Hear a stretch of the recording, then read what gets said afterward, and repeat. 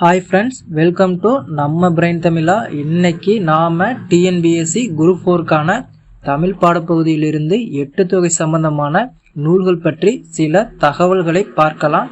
மேலும் TNPSC group 4க்கான வீடியோக்களுக்கு எங்களை மறக்காம சப்ஸ்கிரைப் பண்ணுங்க. கீழே உள்ள பெல் ஐக்கானை கிளிக் பண்ணுங்க.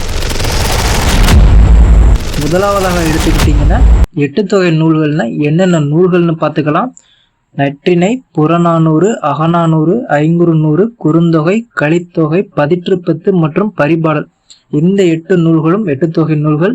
இவற்றிலிருந்து ஒரு சில நூல்களினுடைய குறிப்புகளை மட்டும் பார்க்கலாம். முதலாவதாக எடுத்துக்கிட்டிங்கன்னா நற்றிணை பற்றி சில தகவல்களை பார்க்கலாம். நல் என்னும் அடைமொழி பெற்ற நூல் நற்றிணையாகும்.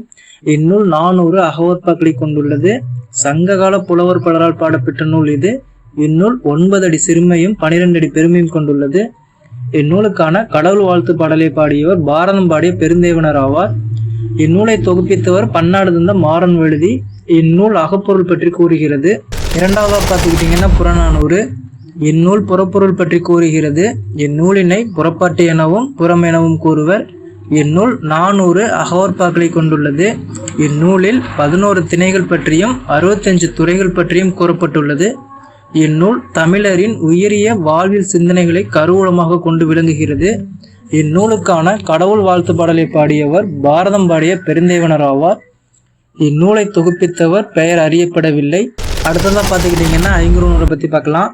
இந்நூல் 500 பாடல்களை கொண்டுள்ளது. இந்நூல் 3 அடி சிறுமையும் 6 அடி பெருமையும் கொண்டுள்ளது. இந்நூல் 5 திணைகளை பற்றி பாடப்பட்டுள்ளது. குறிஞ்சி திணை இயற்றியவர் கபிலர், முல்லைத்திணை இயற்றியவர் பேயனர், மருதம் திணை இயற்றியவர் ஓரம்போகியார், நெய்தல் திணை இயற்றியவர் அம்மூவனர், பாலைத்திணை இயற்றியவர் ஓதலந்தையார். இந்நூலினை தொகுத்தவர் புலத்துறை முற்றிய கூடலூர் கிழார். இந்நூலினை தொகுப்பித்தவர் கோச்சரம்மான் யானைக்கன்சை மாந்தரஞ்சேரல் இரும்பொறை என்ற சேரமன்னன். இந்நூலுக்கு கடவுள் வாழ்த்து பாடலை பாடியவர் பாரதம் பாடிய பெருந்தேவனர் ஆவார்.